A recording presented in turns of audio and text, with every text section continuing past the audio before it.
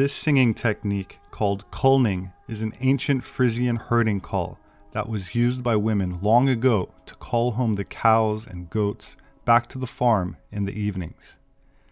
The Frisians are a Germanic ethnic group indigenous to the coastal parts of the Netherlands, Scandinavia, and northwestern Germany. They inhabit an area known as Frisia and are concentrated in the Dutch provinces and in Germany, especially the areas which were part of Denmark until 1864. The Frisian languages are still spoken by more than 500,000 people in parts of the Netherlands and Germany. DNA studies have indicated that many Frisians were part of a wave of ethnic groups to colonize areas of present-day England, starting from and around the 5th century and as far north as Scotland. But who were the Frisians, culturally, and what were their origins? While there isn't much data to be found in the anthropology departments of any modern-day university, especially after World War II, there is a rich history contained in myths and legends, particularly stemming from a once popular text known as the Oera Linda Book. The manuscript came to light in 1867 when someone from the Linden family, who claimed to have inherited the book from his grandfather, decided to have it translated and published, which happened in Dutch in 1872 and then in English in 1876. The book was a hit amongst occultists and in secret societies, but was largely denounced by most mainstream historians as a forgery. Keep in mind that the word forgery is defined as a copied document rather than false information, and is often used to discredit data that certain groups do not want made public, without challenging the validity of the data itself. I will present the information here and allow the viewer to make up their own mind on the matter.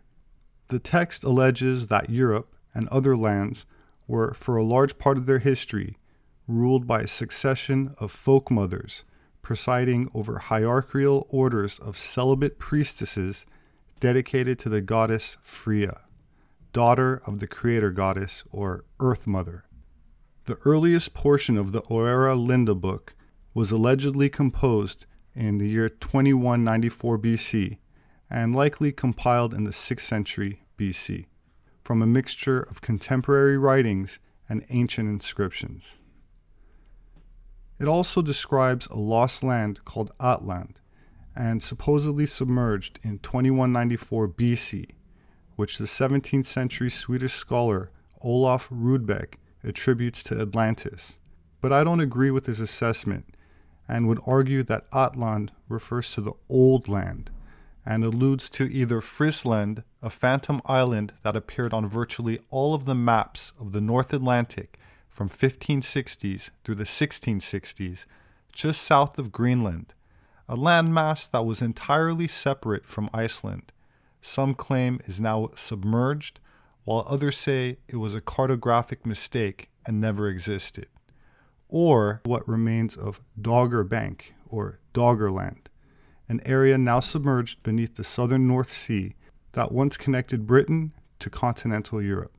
I'm of the opinion that the Atlantis Plato describes not only predates the dates of the cataclysms in the Oera Linda Book by many millennia, but was likely near the Azores in the Atlantic, the ocean named after it, or as Herodotus refers to the sea beyond the Pillars of Hercules, the Sea of Atlantis.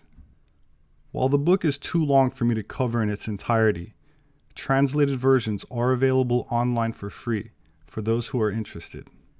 While there are many chapters that I found interesting, I will now read an excerpt from one called How the Bad Times Came.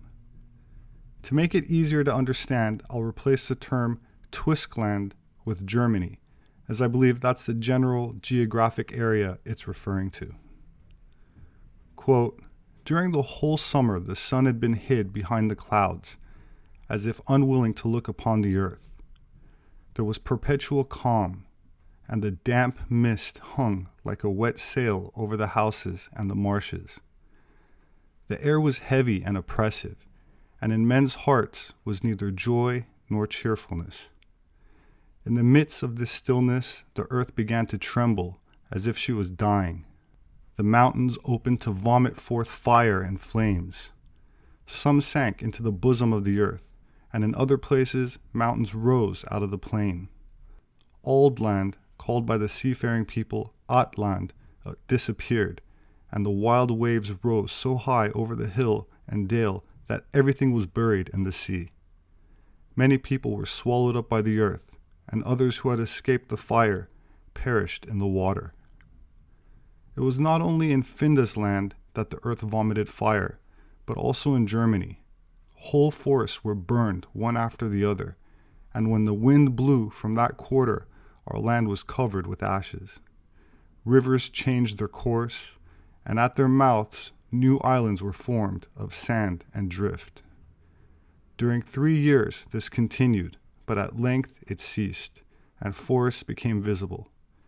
Many countries were submerged, and in other places land rose above the sea, and the wood was destroyed through the half of Germany. Troops of Finda's people came and settled in the empty places. Our dispersed people were exterminated or made slaves. The watchfulness was doubly impressed upon us, and time taught us that union is force." End quote.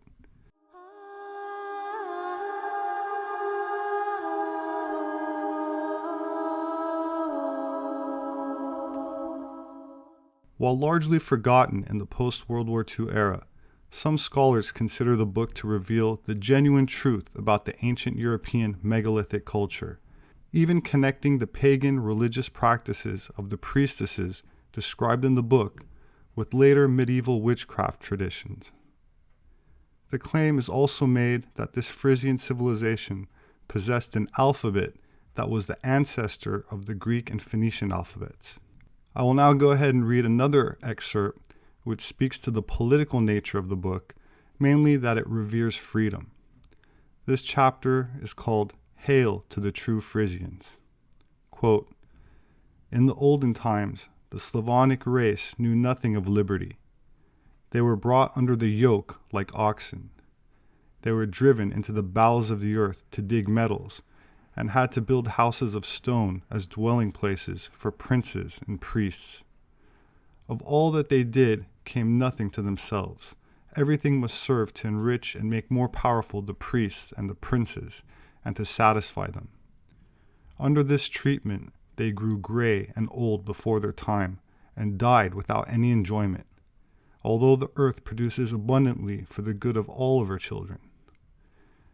But our runaways and exiles came through Twistland, or Germany, to their boundaries, and our sailors came to their harbors. From them they heard of liberty, of justice, of laws, without which men cannot exist. This was all absorbed by the unhappy people, and like dew into an arid soil. When they fully understood this, the most courageous men of them began to clank their chains, which grieved the princes. The princes are proud and warlike. There is therefore some virtue in their hearts. They consulted together and bestowed some of their superfluity, but the cowardly hypocritical priests could not suffer this. Among their false gods they had invented also wicked cruel monsters. Pestilence broke out in the country, and they said that the gods were angry with the domineering of the wicked. Then the boldest of the people were strangled in their chains.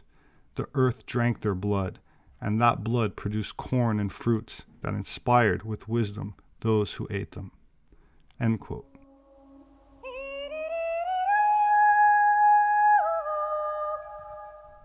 It is interesting to note that the term slave has its origins in the word Slav. The Slavs, who inhabited a large part of Eastern Europe, were taken as slaves by the Muslims of Spain during the 9th century AD, and if this manuscript is to be believed, likely endured similar hardships long before the Islamic invasions of Europe by the Moors. The word Moor, incidentally, comes from the Greek moros, meaning inhabitant of Mauritania, the region that stretches from central present-day Algeria westward to the Atlantic, covering northern Morocco and southward to the Atlas Mountains, inhabited by Amazigh, who are better known as Berbers, and are not sub-Saharan Africans, despite the overwhelming amount of Afrocentric revisionism that pollutes the internet and even academia these days. This is what Moors looked like.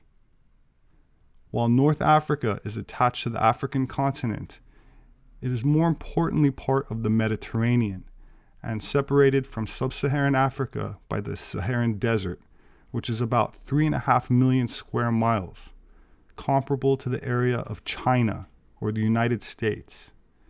That said, the indigenous Stone Age people of the Canary Islands right off the western coast of West Africa, called Guanches, who were still living in the Stone Age when exterminated by the Spanish around 500 years ago, were tall, Caucasian, and blonde or red-headed, as can be seen by the mummies they left behind, much like the mummies of the pharaohs of ancient Egypt, who were genetically closer to modern-day Europeans or people of the Middle East than modern Egyptians, who have undergone centuries or millennia of interracial mixing and cultural degradation, resembling ancient Egypt in name only. The same is true for Ethiopia, which many people seem to have a hard time understanding is not the same demographic as it was in biblical times, just as modern India is not the same India as when Sanskrit was introduced by Aryans thousands of years ago, and Western China hardly reflects what it was during the time of 4,000-year-old Aryan mummies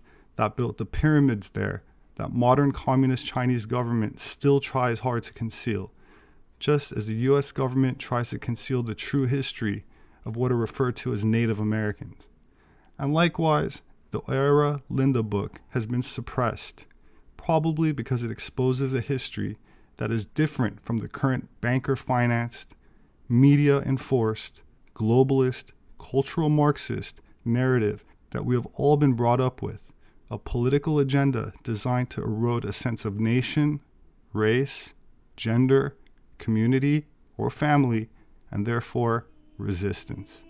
My name is Robert Sepehr. I'm an anthropologist. You can find my published books on Amazon. They make a great gift. Thank you so much to those who support me on Patreon. There should be a link below. Please share this video. Please hit the like button. Kindly don't forget to subscribe and click on the notification bell for updates. I very much look forward to reading your thoughts in the comment section. Please have a wonderful week, and I hope to see you again soon.